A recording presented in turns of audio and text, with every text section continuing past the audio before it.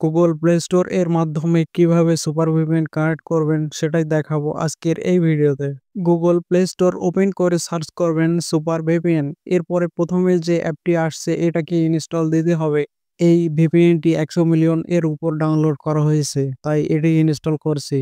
তো ইনস্টল করতে আপনারা শুধুমাত্র ইনস্টলে ক্লিক করবেন, সাথে সাথে ইনস্টলিং শুরু হয়ে যাবে। আপনার ফোনের ইন্টারনেট স্পিড যত দ্রুত হবে ততটাই দ্রুত ইনস্টল হয়ে যাবে। ভিডিওটি স্কিপ না করে সম্পূর্ণ দেখুন, তাহলে শিখতে পারবেন কিভাবে সুপার ভিপিএন কানেক্ট করবেন। ইনস্টল শেষ হলে ওপেনে ক্লিক করুন, এরপরে সফটওয়্যারটি ওপেন হয়ে যাবে। নোটিফিকেশন পারমিশন দিয়ে দিবেন, কন্টিনিউতে ক্লিক করবেন। ব্যাকগ্রাউন্ড এ ব্যাটারি ব্যবহার এর পারমিশন দিবেন, না হলে ভিপিএনটি ব্যাকগ্রাউন্ড এ কাজ করবে না। এরপরে মাত্র 2-1 সেকেন্ড অপেক্ষা করলেই অ্যাপটি ওপেন হয়ে যাবে। প্রথমে যে কোনো দেশের একটি সার্ভার সিলেক্ট করে নেব।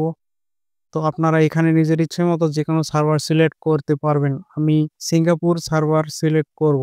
এখন কানেক্টে ক্লিক করলেই সিঙ্গাপুর সার্ভারে কানেক্ট হয়ে যাবে।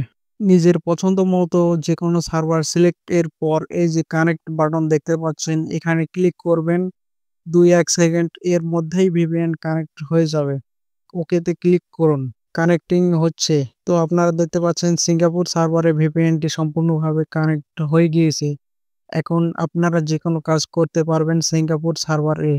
যখন আপনার ভিপিএন এর কাজ শেষ, এটাকে ডিসকানেক্ট করতে পারছেন। এখানে ব্যাক বাটন দেখতে পাচ্ছেন, ব্যাকে প্রেস করবেন। এরপর এই যে ডিসকানেক্ট বাটন দেখতে পাচ্ছেন, শুধুমাত্র ডিসকানেক্টে একটা ক্লিক করলে সাথে সাথেই ডিসকানেক্ট হয়ে যাবে। দেখতে পাচ্ছেন ডিসকানেক্ট হয়ে গিয়েছে। এই ভিডিও থেকে যদি কিছু শিখতে পারেন তাহলে ভিডিওতে একটি লাইক দেবেন। আর চ্যানেলের নতুন দর্শক হয়ে থাকলে চ্যানেলটি অবশ্যই সাবস্ক্রাইব করবেন। সো এই ছিল আজকের ভিডিও। দেখা হচ্ছে পরবর্তী কোনো ভিডিওতে।